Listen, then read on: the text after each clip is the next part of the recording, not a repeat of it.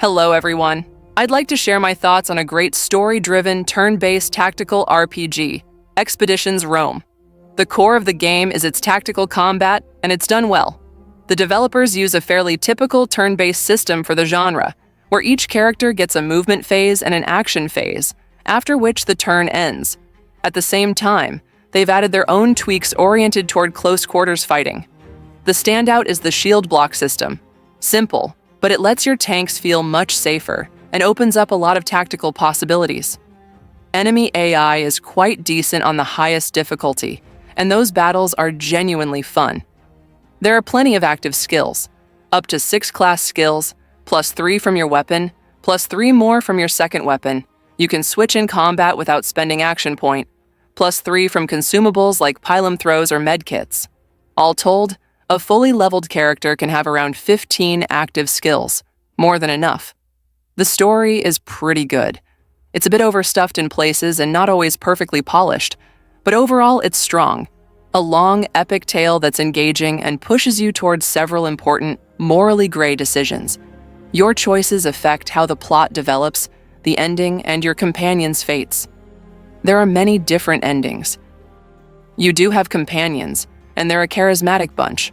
A ruthless bruiser, a tomboy, a wise Greek philosopher, a somewhat dim but noble centurion, and a feral slave gladiator. Their personalities are vivid and distinct. Each has their own quirks and a personal quest. The game also lets you romance certain characters. Yes, eventually you can leave Rome behind and live out your days peacefully in Egypt with Cleopatra. The class system is handled very well. There are 5 classes, each with 3 skill trees. Almost all of them are solid and can be very strong if you build them properly. By the end of the game, you may hit level 20. Tanks control the battlefield excellently. Archers and rogues dish out great damage. The support with a 2-handed spear is incredibly flexible and, with the right build, can grant an action point to your damage dealer and heal, or simply skewer a persistent enemy. The gladiator class is a bit weaker than the 4 base classes. It shines better when wearing armor that boosts retaliation chance, letting it act as an off-tank and often deal respectable damage on retaliations. Now for the downsides. The strategic layer, capturing territories and developing your base, gets a bit dull. It's interesting at first, but by the end of Act 2, it starts to drag. Random events that pop up while traveling on the world map improve things slightly, but not enough. The card-based battles feel unclear and are easily won if you simply outnumber the enemy. Another sticking point is the Praetorian system. After you capture a region, you have to run a pacification mission, which is often a tactical battle. You can send only one main character. The rest must be hired Praetorians. The issue is you don't usually travel with them, so they're under-geared and a bit under-leveled compared to your story companions. Their skills also tend to be assigned more or less at random. Because of this, pacification missions often end up tougher, and, since you're not using the main cast, less engaging. There's an option to turn these missions off at the beginning of the game.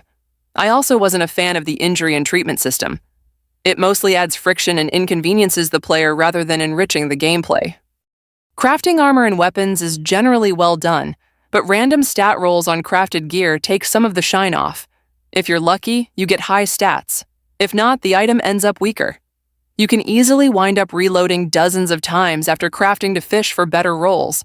The same applies to epic items you find or earn. Their stats are set when an area loads or right before a quest turn-in, which tempts you to reload and try for a better outcome.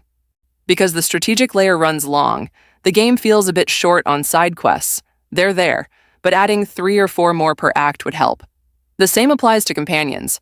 While their personalities are strong, I would have liked more development of their personal stories. A few extra companion quests wouldn't hurt. Yes, the limited budget shows. Some parts are rough around the edges.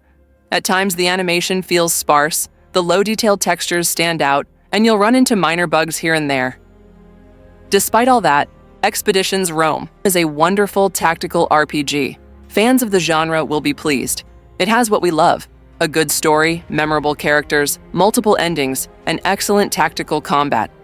The studio didn't have the funds to polish every element to a shine, but with the resources they had, the developers delivered a terrific game. I really enjoyed it. There's no magic or elf archers here, just brutal Praetorians, Scuda, slave gladiators, and sandals. The game nails the setting, makes you believe in it, and delivers a lot of positive emotions.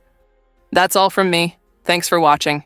Play good games, stay healthy, and may you have peaceful skies overhead.